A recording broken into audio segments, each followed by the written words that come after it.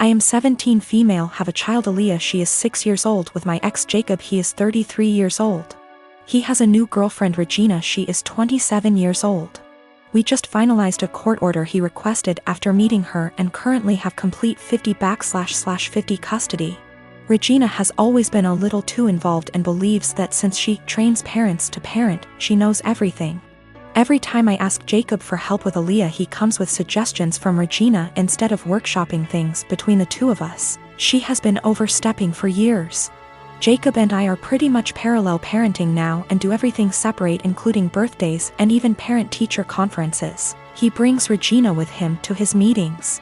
Regina picks Aaliyah up from school every day because I don't get off work in time, and he did not want to pay for the after-school program, since he did not need it during his time.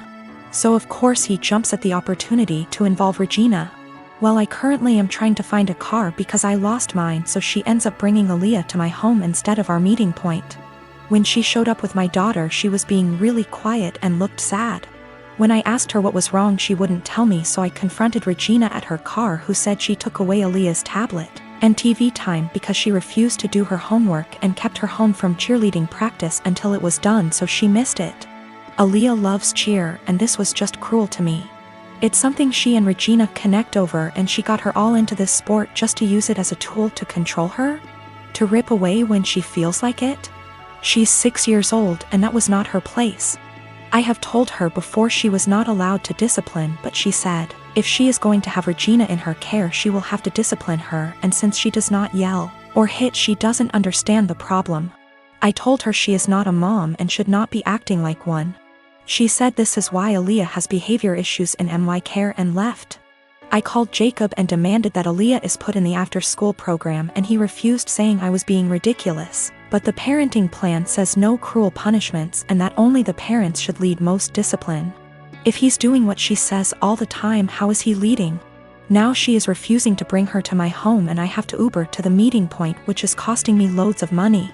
Is this something I could take them back to court about? Edit to add that she keeps her for a couple hours after school until I get off.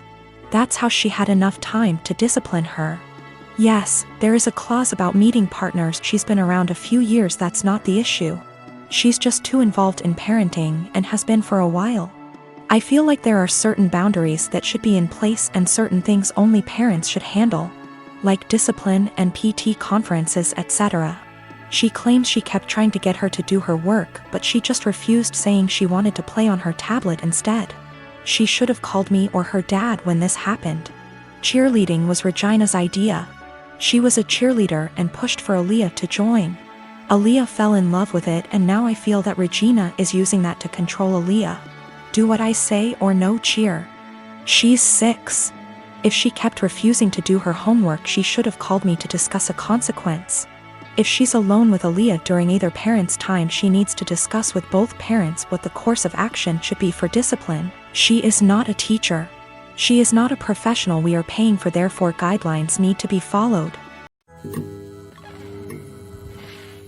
I'm 15 years old.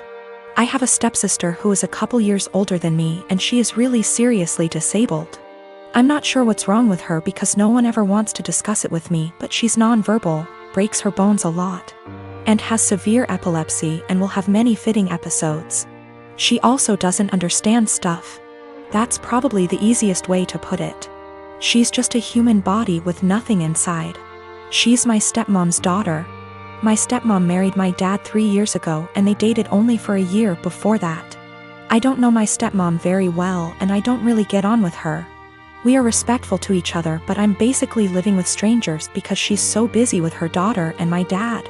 I am always on my own, and I used to hate it, but I'm used to it now. Ever since they moved in to live with us, life changed drastically for me because all the care now revolves around my stepsister. That's fine, I get it. But both my stepmom and my dad ask me to do things for my stepsister that I don't want to do and I resent doing. Stuff like staying home when I want to go to the mall with my friends. They're disappointed that I don't get her anything for her birthday with my very limited funds, etc. My own mom passed away when I was small, so I can't go and stay anywhere else, and all in all I'm just a lot more angry than I used to be, because they seem really disappointed whenever I say I don't want to do anything for her. Even stuff like feeding her, like, I don't want to sit there feeding her banana pudding and wiping her drool. I didn't ask for this. Anyway, she recently fell a few days ago and had a seizure for 8 minutes. She was taken to hospital and the doctors want to keep her in and look after her. I don't want to go and visit her. I remember seeing my mom in hospital before she died, and I just hate hospitals, and I sort of hate my stepsister, and I just don't want to go and visit someone who doesn't even know I'm there. My stepmom is really upset with me, and so is my dad. They haven't yelled at me or anything, but they are both being super cold towards me because I don't want to visit. My grandma, who lives in Canada, called me about the blue and told me it was okay. And I don't need to force myself to go to the hospital, so I'm assuming my dad has told her I'm refusing to go. He keeps pleading with me, but I keep telling him I'm not doing it. I told him hospitals remind me of mom, and he got even more upset and said my stepsister might die and I need to stop being so selfish towards my stepmom. A couple years ago, a close friend, Ashley, started a long-distance relationship with a guy, Chris. He has been really good to her, and after meeting in person a few times, they decided to move in together. I was super happy for her as she had a few bad relationships over the years, and it was nice to see her in a healthy one. That joy faded the last couple months before she moved a few states over to be with him. The issue isn't her moving, but that she repeatedly joked about having a baby from Chris. At first, I accepted it as jokes, but over time I realized Ashley was serious. For context, Ashley has 2 children from a previous relationship, ages 10 and 12. Chris absolutely doesn't want kids. He told her this at the start, and anytime she hinted possibly wanting more, he shot it down, saying it was a deal breaker. Now, Chris is more than willing to accept her children as her own, because he loves her, and after meeting her kids, them as well. He's accepted that they are a package deal with her, and since they are at an age where they are semi-independent, it's not an issue for him. To me, Chris is a real bro for taking on her kids without issue. Hearing Ashley say she wants a baby out of him, one way or another, bothered me to no end. It's hard enough to find a partner that treats you well and accepts children that aren't their own. To find one that does and then talk about plotting to force a baby seems gross and manipulative. Before her move, I had sat down with Ashley, trying to talk sense into her. At first she resisted, but finally it seemed she understood how shitty it would be. After I felt like she had understood, I put the issue behind me and helped support her through the hassle of moving. A few days after she left, I got a call from a mutual friend who delves into the Wiccan / metaphysical realm. She was distraught and confessed to me that shortly before Ashley's move, Ashley had come to her asking for a fertility spell. This friend didn't feel comfortable about it and refused. When pushed, she said she cast a spell for a healthy and honest relationship, but told Ashley it was for fertility. As you can imagine, I was livid. I messaged Ashley, confronting her about what I learned, and she laughed it off as she was desperate, but magic is fake anyway. So what's the harm? She then let it slip that since Chris was planning on getting a vasectomy in a few months, she had poked holes in their condoms as a last-ditch effort. At that point, I couldn't stay silent. I gathered up screenshots of all the conversations over the last few months and sent them to Chris. He understandably freaked out and kicked her out. Now, Ashley hates me because she was kicked out after a huge move and didn't have a job or money to make it back. She said I'm a terrible person for putting her and her kids out on the street.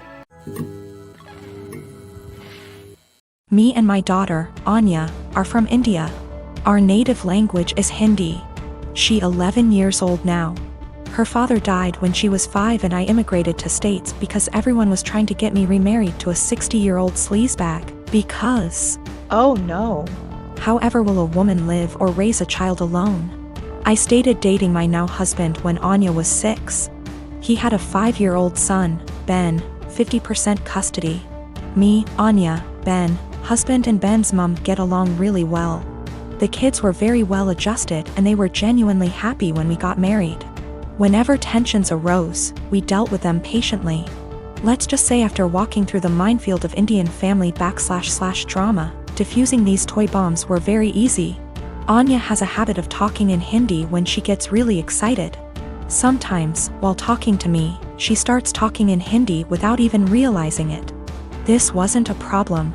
If she does that while others are around, I would remind her and she would revert back to English. Few months ago, Ben's mum passed away and he came to live with us full time. He has a room already and we put Ben into therapy immediately. A week ago, Ben walked in when me and Anya were cooking and we were talking in Hindi and he started crying. He told me he is feeling bad that he can't understand what we are saying.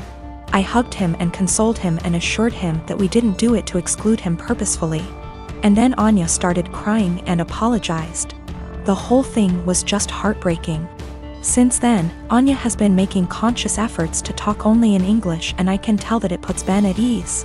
Yesterday, however, she was frustrated and started lamenting about schoolwork in Hindi to me. Me and Anya were in the living room and Ben and husband were in the kitchen and they heard it. Later that night, my husband told me how he thinks we must start thinking about giving punishments whenever she speaks in Hindi unconsciously until Ben starts feeling better. I was horrified at this suggestion. I have never pulled the "she is my daughter, not yours" card. But this is the hill I am willing to die on and use that card if necessary. Whether he likes it or not, it's her first language. Expecting her to always converse in her second language, even when she is feeling some extreme emotions, is just cruel. Especially after she is genuinely making an effort to make Ben feel more comfortable. It's almost like punishing for her heritage or for her being Indian. Of course, this is a huge point of conflict between me and my husband. I think it's unfair to do this to Anya, even temporarily. He thinks me and Anya are unnecessarily making feel Ben bad while he is mourning his mother, while we can try and prevent it. Both of us are conflicted here.